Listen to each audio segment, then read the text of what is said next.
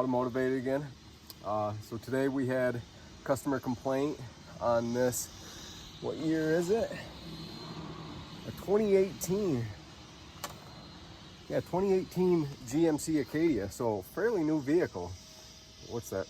4 years old now. So the customer complaint was shaking and shimmying driving down the road, and sometimes at slow speeds, like pulling in and out of a driveway, you'd hear a squeaking, grinding noise. And so I took it for a ride. I took a video, but you couldn't really see the shimmying as I was driving. What I found was once the brakes got up to temperature, the car would shimmy as you applied them. Took me about 10 minutes of driving to even start feeling the issue. But I did notice they squeaked when I was coming out of the driveway, right when I got in it. But I thought maybe it hadn't been running a while, so maybe it was just cold. So I decided to take the front driver wheel off, see if I could see anything. Because the customer asked me, what would be causing the brakes to shimmy like that on this new of a vehicle? And I thought, well, maybe, you know, rotors get hot and cold thousands of times. Thought maybe that was just the case, maybe just the steel just warped over time. I didn't think there was actually something specifically wrong. I thought the brakes just need to be replaced. But what I ended up finding was there actually is something wrong. So if you guys look, oh, I know the light's terrible.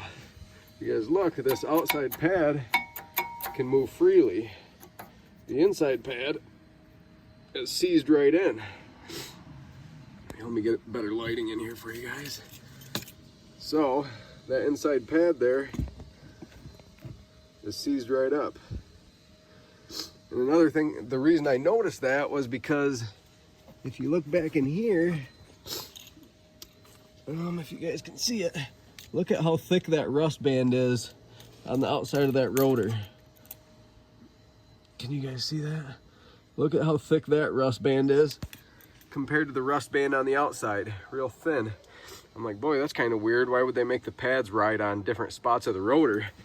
So what I actually found was this pad is actually hovering. If you can see that gap right there, it's actually hovering on the rotor. It's not even being depressed all the way. Oh, sorry, I know it's hard for you guys to see. It looks like it might be contacting down there, but as you come to the top, there's an obvious gap right there. So pretty much what's causing this entire issue is a pad hanging up. And what causes that issue is, well, we're in New York State, so probably rust jacking. Rust gets underneath this clip right here and squeezes the ears of the pads. So I've actually had other videos where I show where I lubricate where these pads ride. Right here, I actually lubricate underneath that embankment clip.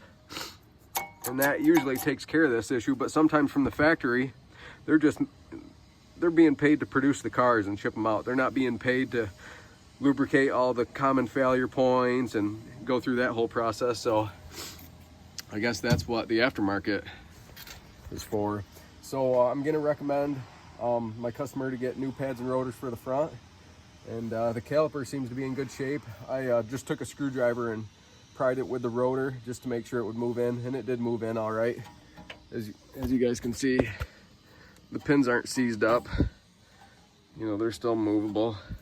And this pin down here, I can show you guys, they're still in good shape. So at least rust and moisture didn't make it inside of there, but it did make it underneath them pad ears. So, well, that's gonna be the fix. I might make a video when I actually do the rotor and pad replacement, but there's a million videos out there on YouTube of that already. I don't know if you guys want to see it. So anyways, if you have any questions, feel free to leave them down in the comments. Hit that like button and subscribe with the notification bell so you can see all my upcoming videos. And I appreciate you guys watching. Until next time.